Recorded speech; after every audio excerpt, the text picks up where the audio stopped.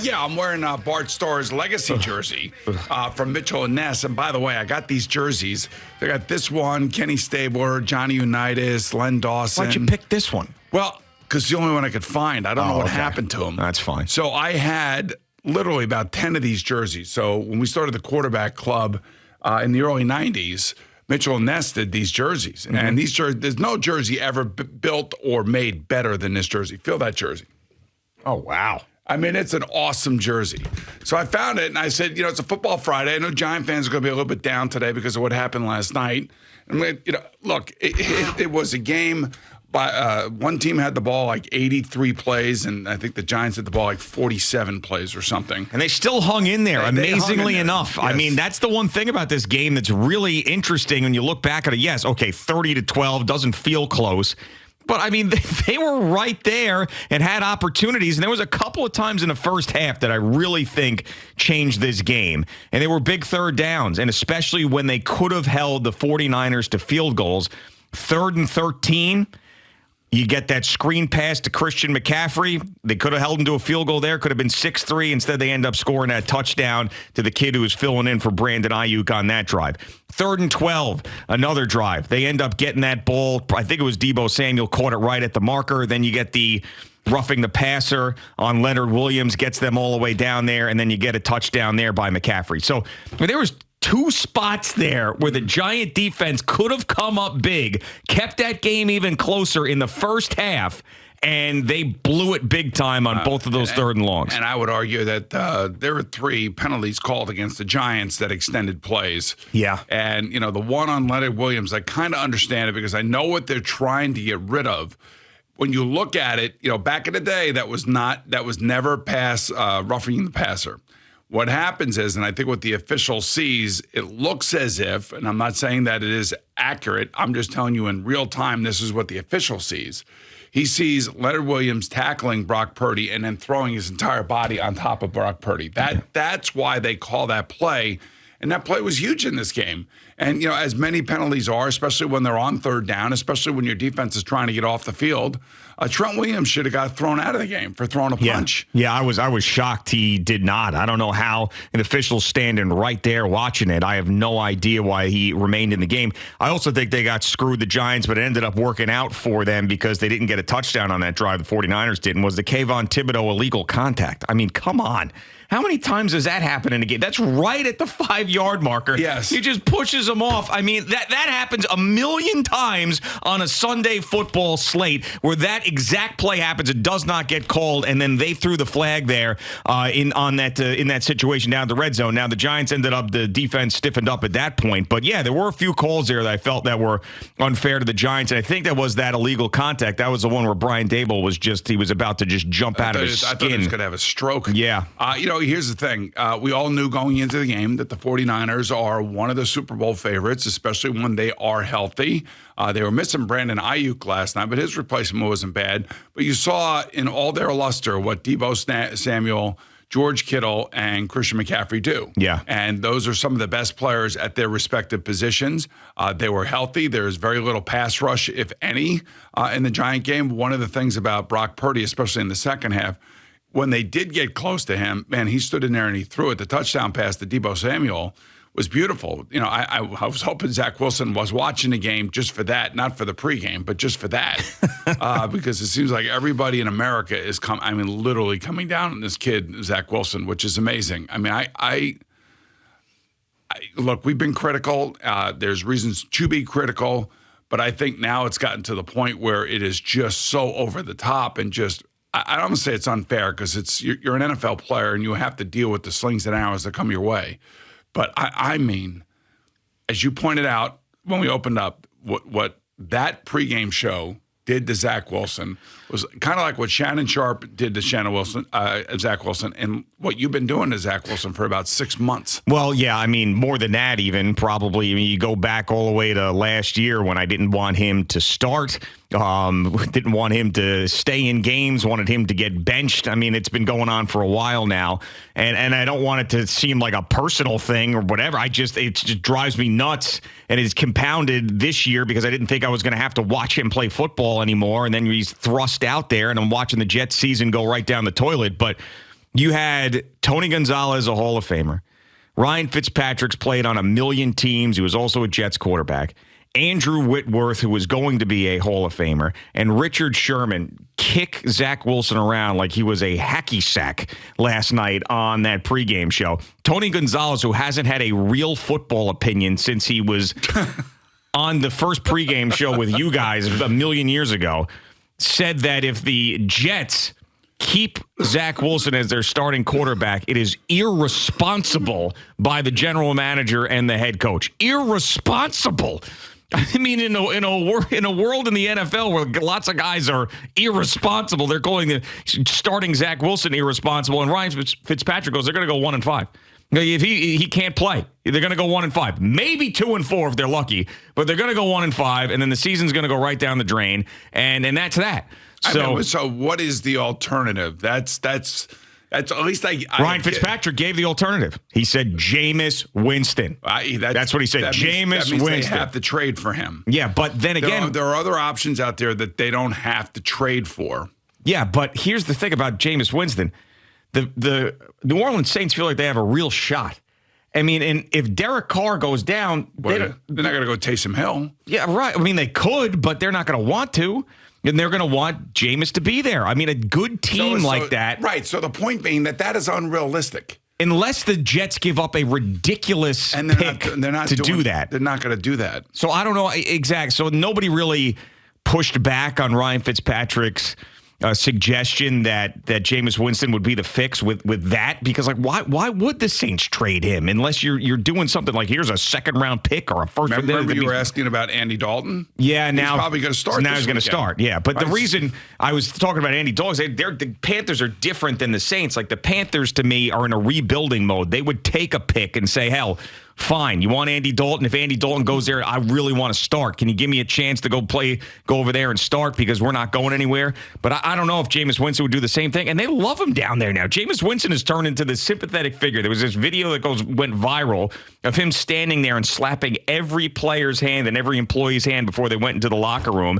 And apparently he does this every game. And Gerald McCoy, the Bucs, said, yeah, he does that every game. He's a great teammate. So I don't think they're going to get rid of him. But, yeah, it was just the overall thought was last night watching those guys that it's not only the teammates that he plays with, his opponents, the coaches that scheme after him, but also former players that have zero respect for that guy as a football player. Nobody does. I know that, again, but I'm just saying there's one alternative that you can make, and it can be an easy deal. And I keep telling you, it's Carson Wentz. Yeah, they brought that up and were like, no, not him. Yeah, no. I don't understand why. I think because I don't think they respect him either. I think they think that he's sort of like this locker room schmuck, and that's what it sort of felt like, no, get him out of here. There's no way. I don't know. I mean, I agree that you could bring him in. I'd do anything at this point. I swear to God, I would do anything. That's the point. I mean, everybody, can't, is going to be critical of Zach. But nobody offers an alternative. Nobody offers a real alternative. Now, we can sit here and say, trade for this guy, trade for that guy, trade for this guy. That's unrealistic at the moment. At the moment, it is unrealistic. Could it happen in 6 months, 6 weeks from now? I guess it could, but by that time, it may be too late. Yeah, well, that's what they were saying. That's what Ryan Fitzpatrick was saying. It's like they're going to go 1-5 with Zach Wilson as the quarterback, and they're going to be done, and they're just going to watch this season go away. Now, Andrew Whitworth said, he goes, you had Aaron Rodgers come in, and it was his team, and this was all about him. And now if you're going to bring in another veteran quarterback, like that kind of changes things, and it's weird, and then they got to learn that guy. And then Ryan Fitzpatrick's like, hell, I mean, it's a 1-year rental. Go out there and do something, because this franchise is just going to go right down the toilet if they keep playing this kid. Well, we'll see. We'll see if the kid actually responds. And we'll see if the team responds. I mean, ultimately, that's really what it comes down to. I mean, as long as Zach doesn't turn the ball over, they have a really good chance of winning. But when you start turning the ball over, then that's where the problems start to arise. Now, the one thing about the Jet defense, that first game at home against Buffalo, they got the turnovers. That's why they won. And they had the punt return for a game winner in overtime. Like last night, the Giants could not get a turnover. They could not get off the field.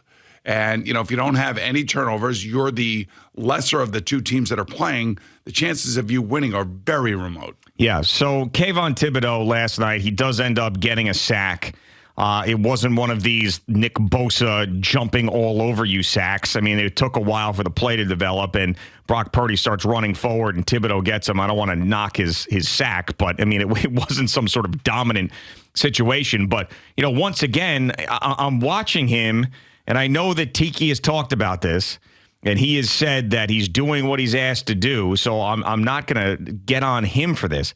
But I'm watching him back in coverage a million times last night. And he gets that stupid, which I thought was a crappy call, the illegal contact call when he's dropping back. I mean, so is that an indictment? Because I really don't know the answer to this question. Is that an indictment on him, where Wink Martindale's like, I don't think he's a good enough pass rusher to have him just go after the quarterback? Or is Wink Martindale, who has been in the league forever and a well-respected defensive coordinator, screwing this kid's career up? Because these other guys, remember we were talking about Nick Bosa when he signed his contract? Yes. And you told me, it was like, these guys put your hand in the dirt and go. J.J. Watt told you that, exactly, right? yes. It's like, they don't need to do anything when it comes to, prepping and this and that. Put your hand in the dirt and go. Get the quarterback.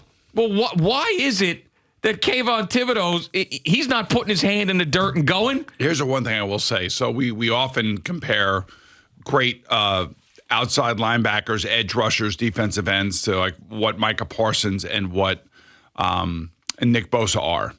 And when you see him dropping in coverage, all right, so Micah Parsons does drop into coverage a little bit.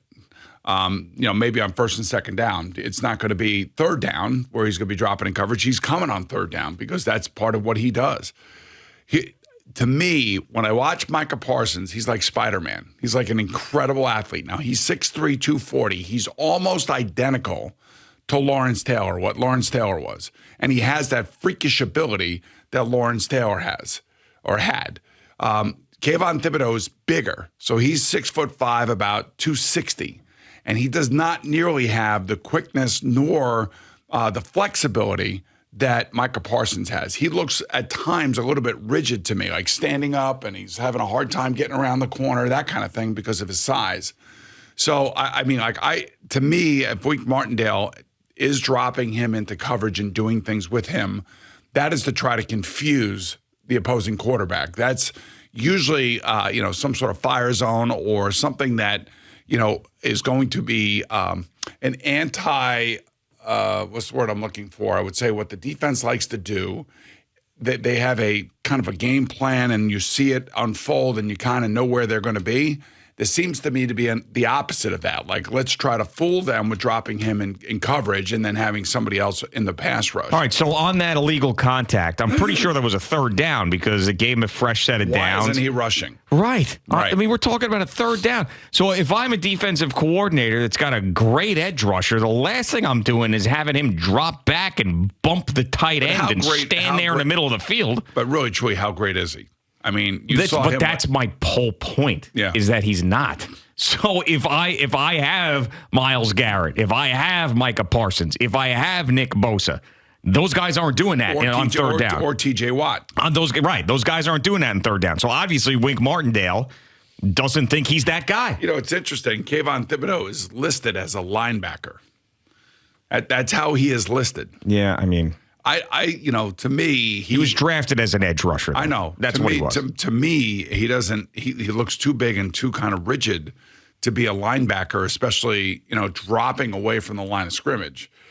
I would have him on the edge, but he's not a great edge rusher. He doesn't have those skills. It doesn't seem to me, where he can drop the inside shoulder and get around the tackle. Now, last night they had Trent Williams out there. It's a little bit difficult, to get around that massive human being. But I will say that, they need to be working games. They need to be doing different things. And the Giants' defensive line, it's not as active in that regard, it doesn't seem to me, as the Cowboys are, as the 49ers are, as I'm sure the Washington Commanders are. Yeah, I mean, and I know these are great players, and Deebo Samuel and George Kittle and Christian McCaffrey, but they were running right over guys last night. I mean, that would be the most concerning thing to me about this game last night. And I really wish the Giants were healthy because I believe it could have been a closer game. and they probably would have been right in it late into the fourth quarter as opposed to the way the game went. But the most concerning thing for me watching this game was how the Giants were just getting trucked.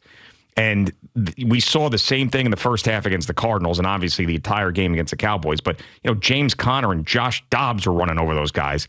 And then last night you saw Deebo Samuel breaking tackles. You saw Christian McCaffrey. He gets the ball. It's like a knife through butter. There's hands on him. But he does that to everybody. But still. But this is now a trend. Yes. This is now a trend. For the Giants, specifically for the Giants, well, they played 2 out of the 3 best teams in a league in their first 3 weeks. And we knew that this was going to be a tough opening 4 games for the Giants. And we felt like 3-1, 2-2, you're okay.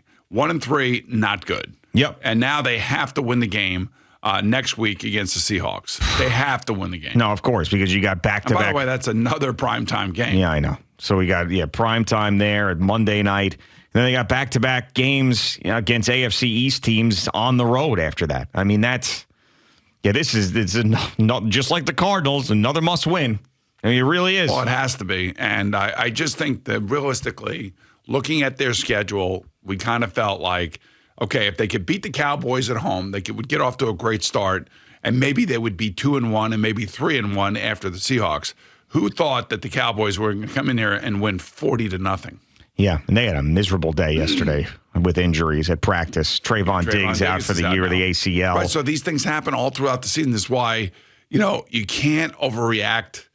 I thought last night there was a compete level there that we did see that we did not see in the first 6 quarters of the season. And then we saw the compete level come back the second half against the Cardinals.